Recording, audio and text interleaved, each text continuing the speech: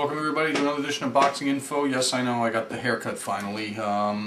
Just never find time to do things like that. I don't know what the deal is, and that's why it takes so long for me to get these videos up. Alright, results show. Let's go back last week to Friday night in Prim, Nevada, which the main event on that card was Villoria Gamboa versus Jose Rojas in a fight for the the interim WBA featherweight championship, which I don't understand. I know they kind of tried to touch on that, but you know that these interim titles mean absolutely nothing unless somebody's out with a detached retina or is going to be sidelined with some serious injury for a long time. But needless to say, it was supposed to be a test for Gamboa, which it was to some extent, and he dominated by cutting up Rojas and knocking him down in the 5th round. Played a little bit better defense, and I was overall impressed. Because Rojas looked like he knew how to handle himself, but at the same time, there was just too much blinding speed for Gamboa, and I really would be interested in seeing Gamboa versus Chris John. I think that Gamboa probably has too much speed and power for Rocky Juarez. Although if Rocky connected on him one time, who knows what would happen. But it was a good win for Gamboa, and I look forward to him, being in bigger fights. I mean, there's a prospect definitely to watch. The other result for last week was in the Philippines, the top-ranked pay-per-view card, which this is one for, like, I think it was $29.95. It might have been well worth the money. The IBF 108-pound title changed hands in dramatic fashion as Brian Villoria, who I told you this was a pick-em fight, could not, discern who was going to win it, but, logic would tell you that Solis was a little bit more fresher, but Villoria actually let his hands go for the first time in years, and in my opinion, I thought he was winning the fight wide, but Solis was banking on trying to slow Villoria down to the body, and Villoria's right hand found a home all night long, and that was a vicious right hand in the 11th round that finally put Solis down for the count. Great win. It's definitely a career-defining win for Villoria, and now the rumors are that because they both work for Top Rank, that they can unify at least 2/4 of the 108-pound division with Ivan Calderon, who has the WBO belt and the Ring Magazine belt, and I would be, I'd like to see Brian Villoria versus Hugo Cazares or in a rematch with either the two guys that have beaten him, which, Omar Nino would be one of them, and the WBC champ. But that division's starting to look up now. It really is. Although, it was with Solis, who was keeping active also. Okay, in the main event, Nonito Donaire, without his father in his corner, with Lopez Penalosa as his trainer, took on Raul Martinez of San Antonio, and this was supposed to be a fight that was going to make it a tough go for Donaire, and it wasn't, as he scored 4 knockdowns in 4 rounds. Fight was stopped a little bit early, but the thing was, that was one of those things where I think the referee decided in the 4th round when Martinez was sent sprawling to the canvas for the 4th time that the guy really has no chance of winning the fight at this point. He's, let's see, 3, 4, he's 5 to 6 points down. What am I saying? 4. He's probably about 8 points down after 4 rounds. So how in the world is he going to make that up?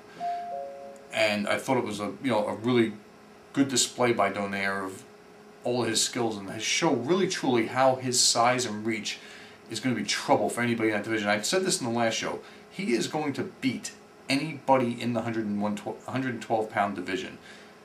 It doesn't matter whether it's Daisuke Naito, the Thai fighter who just beat Sakata, Panglosak Wanjankam. It does not. The only one I think that's going to probably really test him is Omar Narvaez because of his style, with the lefty style and the squatness and the aggressive style. But I don't think that any of them can beat him at 112 pounds. And I think at 115 he's going to be a beast as well.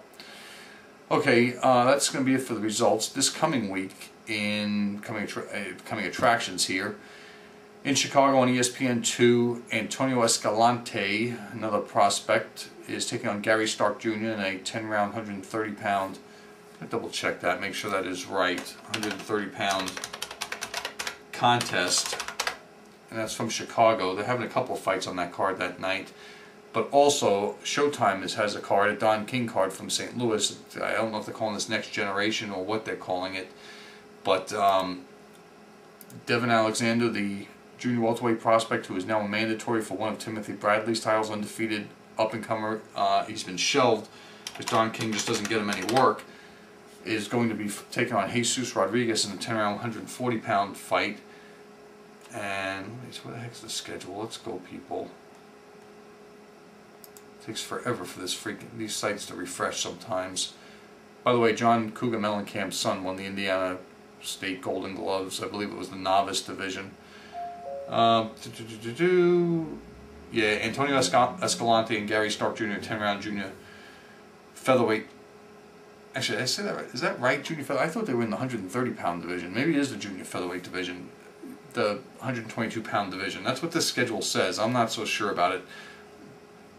The card with Devin Alexander in St. Louis on Showtime, there's going to be multiple fights. I don't know how many Showtime is showing because Ray Austin's also supposed to be on that card, as well as DeVaro Williamson. And I thought I had read somebody else. Maybe not. But the main event is DeAndre Lattimore taking on Corey Spinks for the vacant IBF junior middleweight title. This should be an interesting fight. You know, the fighting in St. Louis, I would think that Spinks would have the edge, but then again, he lost to not Kasim Uma, the other guy that keeps losing to Kasim Uma. Starts with a V or something. Verno Phillips at home, and he was outworked. And I don't know if Lattimore's got the polish to actually get by Spinks. Another toss-up fight, I'd give the slight edge to Spinks. If Lattimore catches him, it's going to be good night, sweet prince, as Sal Marciano used to say. And I'll just leave that one up to you guys. On the 25th, Mashantucket, Connecticut. A lot of you have been asking me about this, so here's the skinny on this. Showtime. Carl the Cobra Froch making title defense #1 of his WBC 168-pound title, coming to America, and he'll be taking on former middleweight champion Jermaine Taylor. I'm going to go with Taylor in this fight, and I think more on a technical decision, but I wouldn't be surprised if Froch wins, because one, I don't know how well Taylor is really adept at taking the punch of a guy his size or bigger, and I swear to you, I think that Jeff Lacey scored a legitimate knockdown on a right hand off the top of his head in his last fight. The referee missed that. Froch, if anything, and I wrote to somebody in an email, I think the overall skill of Taylor should carry him in this fight. If Froch is to win, it's for a couple of reasons. One, Taylor and his people are underestimating Froch's speed. He's quicker than people think he is. And two, it depends on how Taylor takes his shots, because one thing about Froch is that right hand is straight. And if Kelly Pavlik got home with the right hand on Taylor, Froch can hit better with both hands, I think, from a variety of angles. His problem is he's got to play defense too, and if he doesn't, this is Taylor's fight. I'm going to go with Taylor by decision. I'm not going to be surprised if Froch wins. It should be an entertaining chess fight, and if Froch can stay disciplined like he did against Pascal, it'll better his chances of winning this fight, I think. I doubt it, but I think it's on the table to be won by either guy. The fight I'm really interested in now, April 25th, Saturday night, I believe this is HBO After Dark, Bayamon, Puerto Rico, the WBO 122-pound kingpin, or titleist, who's now the one-punch KO king in a row, Juan Manuel Lopez, is taking on WBO bantamweight titleist Jerry Penalosa. Interesting fight. I think Lopez is probably in really deep in this fight. Most people thought he was in real deep against Ponce de Leon, but the thing is, that fight didn't go long enough for us to see it, and Ponce de Leon I don't think has as many dimensions as Penalosa does, specifically the brain. Penalosa can, I think, can adjust to certain things. Even though he was being dominated by Johnny Gonzalez, he found an opening to the body, and with Lopez, if he can take Lopez's shots and get him into deep water, it's going to be interesting to see what happens in the later rounds, in the middle to later rounds of this fight.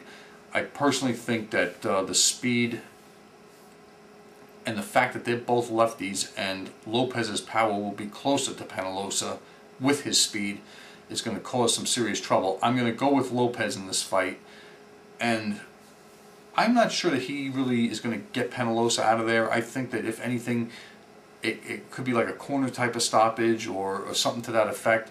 But I really think probably a clear-cut decision, or a decision similar to the one with Ponce de Leon, is what Lopez is going to score. And remember, the two southpaw thing actually caused Ponce de Leon trouble when fighting Penalosa, because Penalosa's power was closer to Lopez. Some southpaws adjust really well to fighting other southpaws. Most southpaws don't like fighting other southpaws because the power hand is closer to them, and it takes away an advantage that they have over righties. The one person, obviously, I've spoken about this before, that loves fighting other southpaws is Manny Pacquiao, because his left hand is closer. The guy who adjusts better to fighting a fellow southpaw should win this fight. I think that Lopez should win. I'm feeling a lot more certain about him winning than I do Jermaine Taylor. And I'm thinking, I don't know how Penalosa can win a decision in Puerto Rico. That's going to do it for this show. We'll be back next week with results. Thanks.